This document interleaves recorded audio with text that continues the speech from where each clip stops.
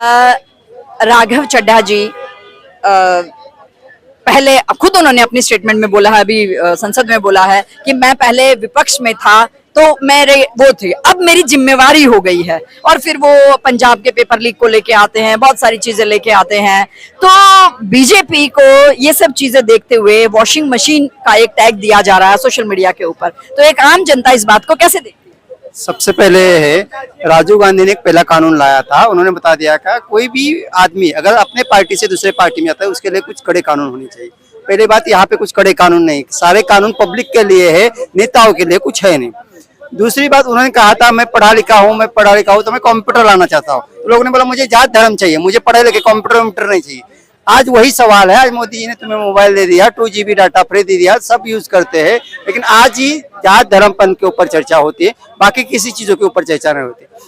रही बात washing machine की, तो मैं कहता हूँ पार्टी कोई भी हो, कांग्रेस हो, बीजेपी हो, झाड़ू हो, या जितने भी निर्दलीय क्षेत्रीय दल हो, जितने भी दल है, जितने भी जिनको अधिकार दिए गए कि ये दल बोल के घोषित किए गए हैं, उन सभी को एक कानून ऐसा बनाना चाहिए। अगर उनकी पार्टी जिंदा रखनी है या मुर्दा रखनी है, दोनों भी, अगर उनको लगता है मेरी पार्टी मुर्दा रखनी है तो मुझे मुर्दा का सर्टिफिकेट चाहिए, मुझे जिंदा रखने के लिए जिंदा का सर्टिफिकेट चाहिए। सबसे बड़ी बात यह है कि पार्टी कोई भी हो, जितने पार्टी में सबसे बड़े नेताओं को, भ्रष्ट नेताओं को, हमने एक विपक्षों की एक आदत हो चुकी है कि बीजेपी कोई भी काम करे उसका विरोध करना है। अच्छा काम हो, बुरा काम तो करती ही नहीं है, अच्छा काम हो, देश हित की काम हो, उसका विरोध करना है। आप देखो संसद में आप कह रहे हैं बुरा काम करती नहीं है, आपकी इसी भाषा से आपको गोदी अंधभक्त समझ लिया जाएगा। मैं तो गर्व करता हूँ अगर मुझे कोई अंधभक्त कहे। मैम, चमचा कहलाने से अच्छा है कि मैं अंधभक्त कहलाऊं, ठीक है। अगर हमारी गवर्नमेंट है, देश के हित में काम कर रही है, देश के 140 करोड़ जनता खुश है, तभी तो तीसरी दफा आया है ना।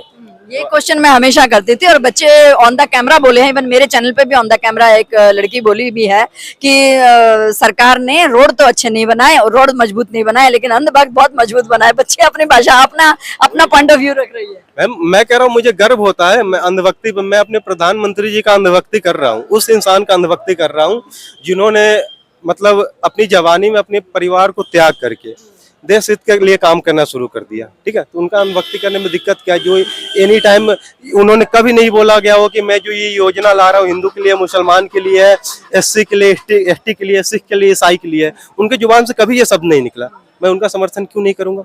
उनका एक ही कहना है कि जो भी मैं चीज दे रहा हूँ आपको 140 करोड़ देशवासियों के लिए है। तो भाई जो हमारे लिए मरेगा, वो बंदा एनी टाइम कहता है कि 140 करोड़ देशवासी मेरा परिवार है, मैं उसके लिए क्यों नहीं मरूंगा? सोशल मीडिया पर रिजर्वेशन हटाओ आंदोलन का भी वापस से फिर से ट्रेंड चला रहे हैं, कुछ ऐसा सोशल मीडिया पे आ रहा है, उसमें भी फॉलोअर शायद बहुत सारे हो गए हैं एकदम से। मैम देखो क्या है, रिजर्वेशन हटानी चाहिए, लेकिन इससे पहले आप कास्टिज्म हटाओ, ठीक है। जो जाति व्यवस्था पहले ये हटाओ, देन आप रिजर्वेशन हटाओ।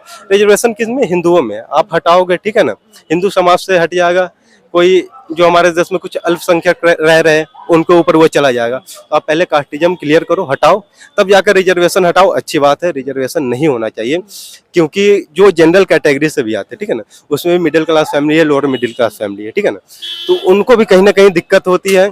वो भी उतना पैसा खर्च नहीं कर पाते बच्चों के ऊपर, और बच्चों के ऊपर खर्च भी करते तो 1-2 नंबर से रह जाते हैं। तो ये सारी चीजें है गलत, मैं समर्थन करता हूँ इन चीजों को, लेकिन इससे पहले इनका समर्थन करूंगा, कास्टिज्म आप हटाओ, जाति व्यवस्था हटाओ, फिर आप रिजर्वेशन हटाओ, मुझे कोई दिक्कत नहीं।